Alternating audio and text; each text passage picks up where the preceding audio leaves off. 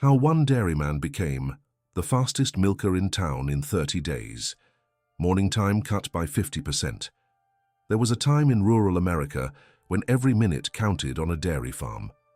Before the sun came up, farmers were already in their barns, hands working rhythmically, squeezing warm milk from their cows into metal pails. The sound of milk hitting the bottom of a bucket was as common as birdsong in farming communities across the country.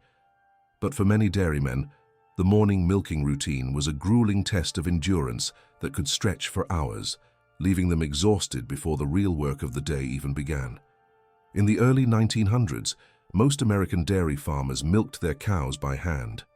It was backbreaking work that demanded strength, patience, and stamina.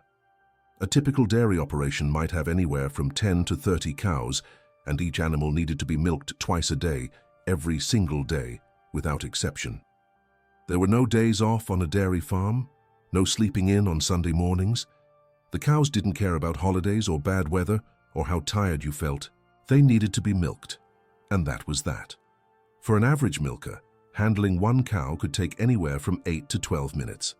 Some cows were cooperative and let their milk down easily. Others were stubborn or nervous, dancing away from the milking stool or holding back their milk until the farmer's hands were cramping and his patience wearing thin. Multiply that by 20 cows, and you were looking at 3 to 4 hours of solid milking every morning, starting well before dawn. Then you had to do it all over again in the evening. This was the reality that faced Henry Wakefield in the spring of 1923. Henry ran a modest dairy operation in central Wisconsin, where the rolling hills were covered in lush pastureland and the winters were long and brutal. He had 22 Holstein cows, a number that was just about perfect for a family operation. Any fewer cows and you couldn't make enough money to support a household. Any more, and the work became overwhelming without hiring help, which most farmers couldn't afford. Henry was a capable farmer, respected in his community, but his milking speed was nothing special. Like most dairymen of his era, he took about 10 minutes per cow on average. That meant his morning milking session ran close to 4 hours, starting at 4 in the morning and stretching past 8. By the time he finished, cleaned up the barn, and hauled the milk cans to the road for pickup, half his day was gone. There was still feeding to do, fences to mend, fields to tend, and 100 other tasks that kept a farm running. Henry was exhausted before lunchtime, and the cycle repeated itself every single day. His wife, Martha, noticed how worn down he was becoming. At 35 years old, Henry moved like a man 20 years older at the end of each week. His hands ached constantly from the repetitive squeezing motion. His back hurt from hunching over on the milking stool for hours at a time.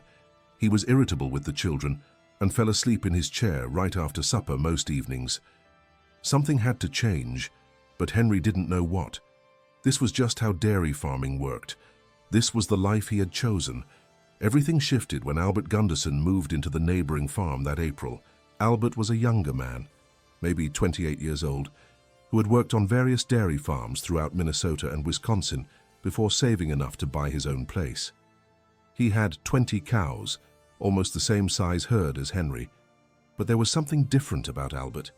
He seemed relaxed, energetic even, in a way that dairy farmers rarely were. He was done with his morning milking by 6:30 and was out working his fields while Henry was still hunched over on his stool, pulling milk from cow number 15. At first, Henry figured Albert must be cutting corners somehow, maybe not milking his cows completely or rushing through the work in a way that would hurt production. But when the monthly milk production reports came in from the creamery, Albert's numbers were excellent. His cows were producing just as much milk as Henry's, sometimes more.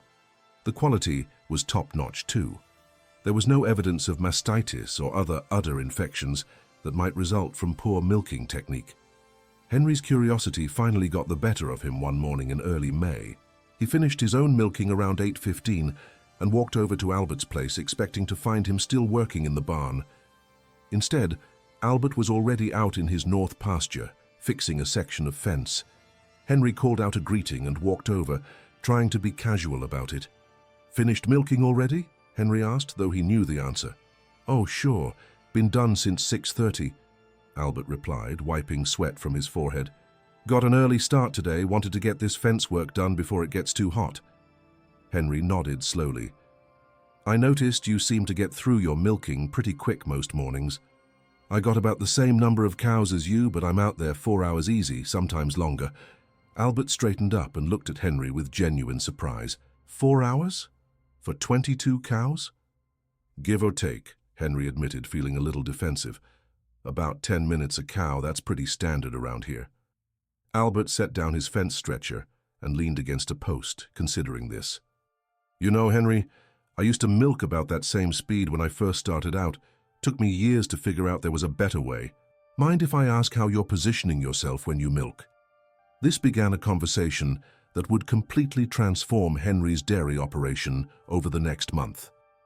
Albert explained that most farmers, including Henry, were using milking techniques that had been passed down for generations without much thought or improvement. These methods worked, certainly, but they weren't efficient.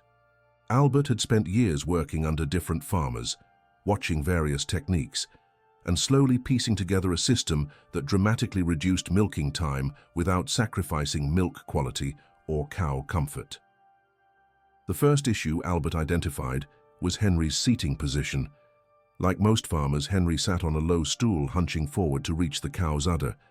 This position put tremendous strain on the lower back and forced the arms to work at an awkward angle. After 4 hours of this posture, it was no wonder Henry felt like he had been beaten with a stick. Albert used a slightly higher stool, about 3 inches taller than standard, which allowed him to sit more upright.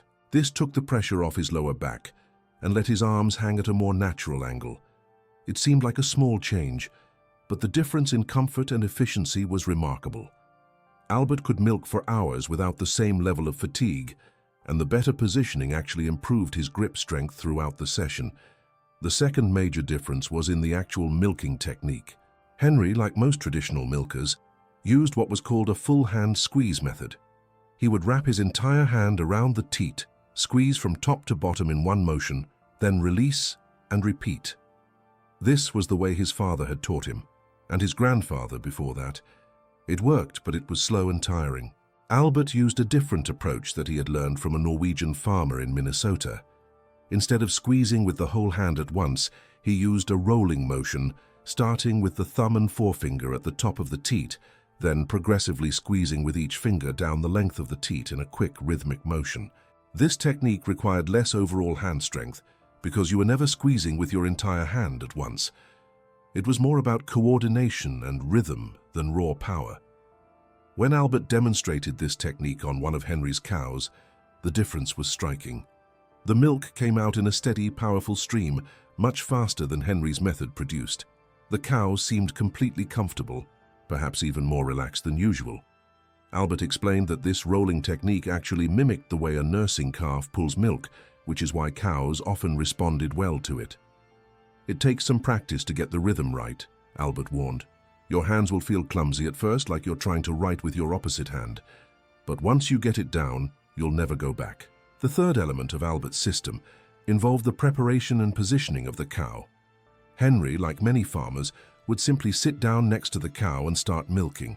If the cow was fidgety or holding back her milk, he would just keep trying until the milk let down, which sometimes took several frustrating minutes. Albert had a specific routine he followed with every cow.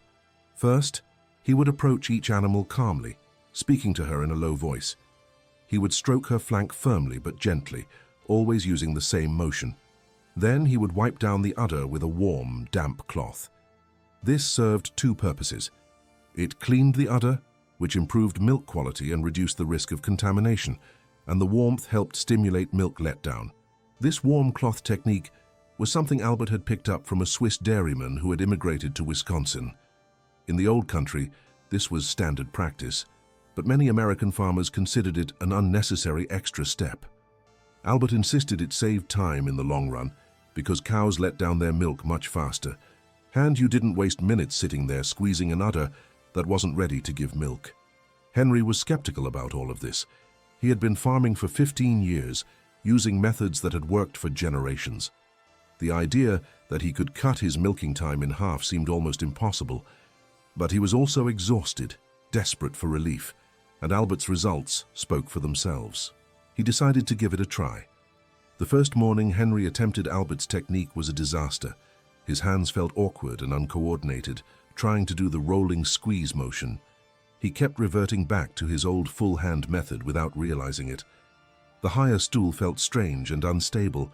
He fumbled with the warm cloth routine, nearly knocking over his milk pail twice.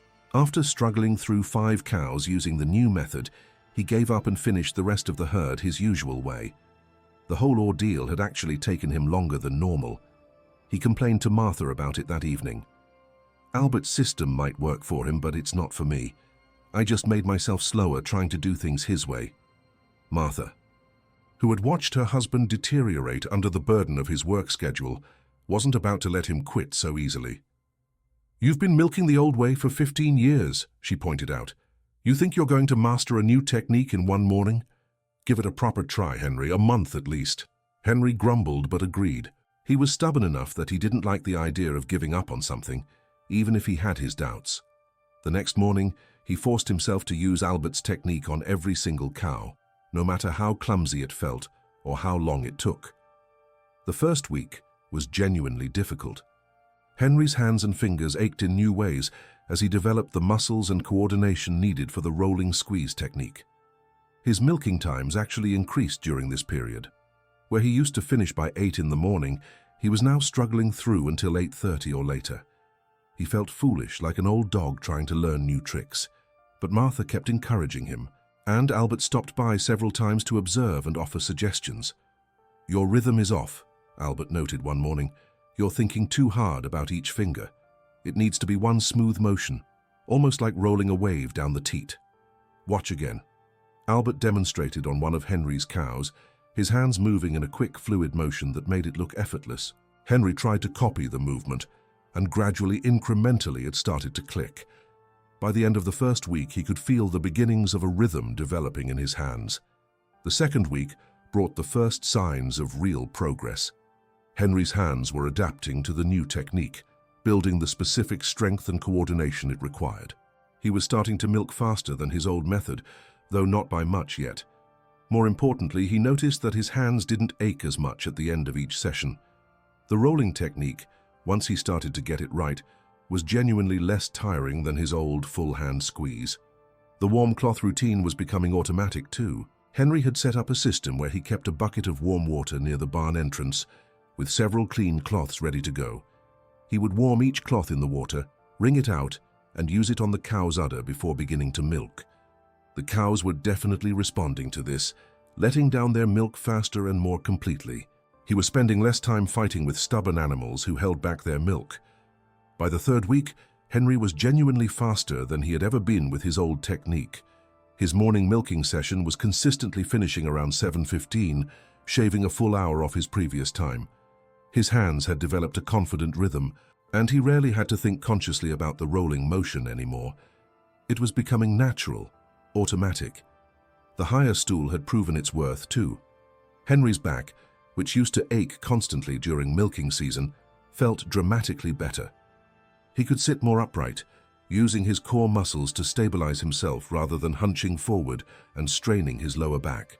At the end of a 4-hour milking session with his old method, he would stand up from that low stool, feeling like he could barely straighten his spine. Now, even after milking for over an hour, he could stand up easily, ready to move on to the next task. Albert came by one morning during the third week to check on Henry's progress. He watched Henry work through 3 cows, nodding approvingly. "You've got it," Albert said with a smile. "That rhythm is exactly right. How do your hands feel?" "Better than they have in years," Henry admitted. "I still get tired, but it's different, more like good, honest work, tired instead of beaten down, exhausted." "That's the whole point," Albert said. "Dairy farming is hard enough without making it harder than it needs to be. You milk smart. You've got energy left for everything else that needs doing." The fourth week was when everything came together. Henry's technique was now fully refined, his movements smooth and confident. He had internalized all the small details, the approach to each cow, the warm cloth preparation, the seating position, the rolling squeeze motion, the rhythm and timing. His hands moved automatically, leaving his mind free to think about other things or simply enjoy the peaceful early morning atmosphere of the barn.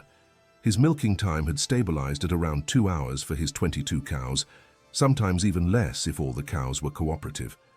That was a reduction of nearly 50% from his original 4-hour sessions. The time savings was transformative. He finished his morning milking by 6:30 most days, sometimes even earlier, giving him 3 or 4 extra hours to work on other farm tasks while the day was still cool and his energy was high. The physical benefits were even more remarkable than the time savings. Henry felt like a new man. His chronic back pain had largely disappeared. His hands, while they still got tired during milking, recovered quickly and didn't ache constantly throughout the day. He had more energy, slept better, and was more patient with his family. Martha noticed the change immediately and was delighted to have her husband back. Word spread quickly through the local farming community about Henry's transformation. Neighbors who were used to seeing his barn lit up at 7:30 in the morning, still working through his milking, now noticed he was done before most of them had even started. At church on Sunday, several men pulled Henry aside to ask what his secret was. "Albert Gunderson showed me a better way," Henry said simply. "Took me about a month to really get it down, but it was worth every minute of that learning curve." Some farmers were skeptical, just as Henry had been initially. "My daddy milked the same way I do, and his daddy before him," one man said. "If it was good enough for them, it's good enough for me." But others were intrigued, especially the younger farmers who hadn't yet spent decades becoming set in their ways. Albert and Henry started holding informal demonstrations at Albert's farm on Sunday afternoons, showing interested neighbors the techniques that had worked so well for them. They didn't charge anything or make a big production of it. They simply wanted to share knowledge that could make their neighbors' lives easier.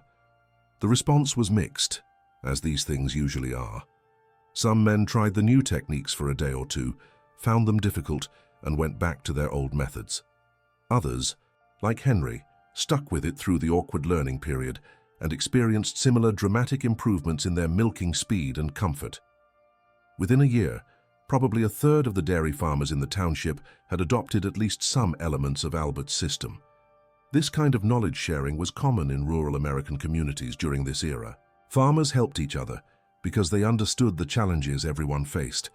There was competition, certainly, especially when it came to things like whose bull won the ribbon at the county fair or who grew the biggest pumpkin. But when it came to techniques that could make everyone's work easier and more productive, farmers generally shared freely.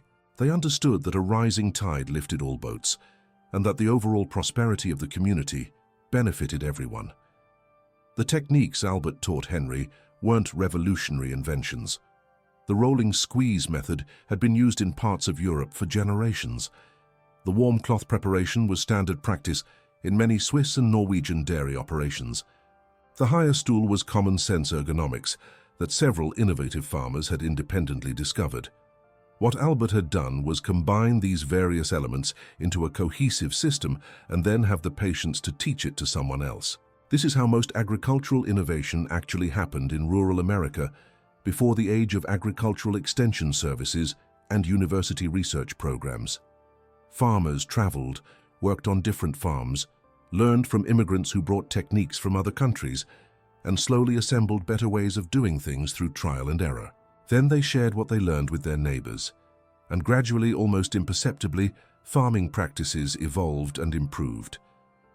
Henry Wakefield never became famous for his milking speed, and there's no monument commemorating his transformation from an exhausted dairyman to one of the most efficient milkers in his township.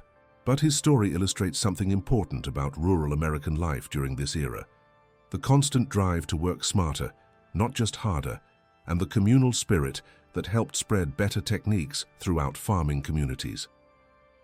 The physical demands of dairy farming in the early 20th century were brutal. The work was endless, the hours were long, and there was no margin for error. Miss a milking, and your cows could develop mastitis. Let your technique slip and you would find yourself exhausted and broken down before your 40th birthday. Farmers were always looking for any edge they could find, any technique that could shave minutes off the endless daily tasks, any improvement that could preserve their bodies and extend their working years. Henry's experience also highlights the importance of persistence when learning new skills. His first attempt at Albert's technique was a complete failure. If he had given up after that initial frustrating morning, he would have missed out on the tremendous benefits that came later. It took a full month of consistent practice before the new techniques became natural and the time savings became apparent. This kind of patience and dedication was characteristic of successful farmers. They understood that real improvement took time and effort, and they were willing to put in the work to achieve lasting results. The warm cloth technique that Albert emphasized deserves special attention because it illustrates the intersection of animal welfare and practical efficiency that characterized the best dairy farming practices. By taking a few extra seconds to warm and clean each cow's udder before milking, farmers could significantly reduce milking time overall because cows let down their milk more readily. It also reduced the risk of contamination and infection, leading to healthier cows and better quality milk. This wasn't just about being kind to the animals, though farmers certainly cared about their livestock. It was practical wisdom born from experience. A cow that was comfortable and relaxed gave her milk easily and completely. A cow that was stressed, rushed, or uncomfortable would hold back her milk, making the milking process longer and more frustrating for everyone involved. The few seconds spent on proper preparation saved minutes on the actual milking. The ergonomic improvements that Albert introduced were similarly practical. The higher stool didn't cost anything extra to make, but it dramatically reduced back strain over the course of thousands of milking sessions. Over a farming career that might span 40 years or more, this simple change could mean the difference between a farmer who remained healthy and productive into his 60s versus one who was crippled with chronic back pain by his 50s. These kinds of improvements were often passed down within families once they were adopted. Henry taught his sons the rolling squeeze method when they were old enough to help with milking, so they never had to unlearn less efficient techniques the way he had. Martha taught the warm cloth preparation method to her daughters, who would eventually marry farmers and bring this knowledge to their own households. Better techniques spread through both direct teaching and family transmission, gradually raising the overall skill level of entire farming communities. It's worth noting that these hand-milking techniques remained relevant for much longer than many people realize. While mechanical milking machines were invented in the late 1800s and gradually improved through the early 1900s, they didn't become common on small family farms until the 1940s and 50s. The machines were expensive, required electricity which many rural areas didn't have until rural electrification programs were completed, and needed regular maintenance that many farmers couldn't afford or manage. For farmers like Henry Wakefield in 1923, and for thousands of other small dairy operators across America, hand milking remained the only practical option. This meant that innovations in hand milking technique continued to matter, continued to spread, and continued to improve the daily lives of working farmers for decades after mechanical alternatives became theoretically available. The story of Henry becoming the fastest milker in his township in just 30 days might sound almost too good to be true, but it reflects the real experiences of many farmers during this era who discovered better techniques and were willing to put in the work to master them.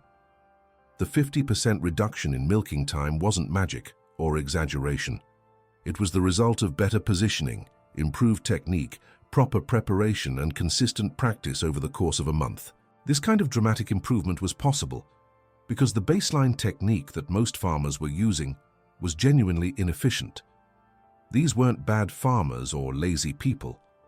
They were using the methods they had been taught, methods that worked but hadn't been seriously examined or improved in generations. When someone like Albert came along who had been exposed to better techniques from different regions and different farming traditions, and who had the analytical mind to combine these techniques into an improved system, the results could be transformative. Rural American communities benefited enormously from this kind of cross-pollination of ideas and techniques. Immigrant farmers brought methods from their home countries. Farmers who had worked in different regions brought ideas from those areas. Young men who worked on various farms before settling down on their own places could compare different approaches and adopt the best elements from each. This constant flow of information and innovation, shared freely among neighbors and friends, helped American agriculture become increasingly productive even before the age of mechanization and industrial farming. The social aspect of this knowledge sharing shouldn't be overlooked either. When Albert took the time to teach Henry his techniques, and when Henry and Albert held Sunday afternoon demonstrations for their neighbors, they were strengthening community bonds and building social capital. They were demonstrating trustworthiness and generosity. They were establishing themselves as valuable members of the community who contributed not just through their own work, but by helping others improve as well.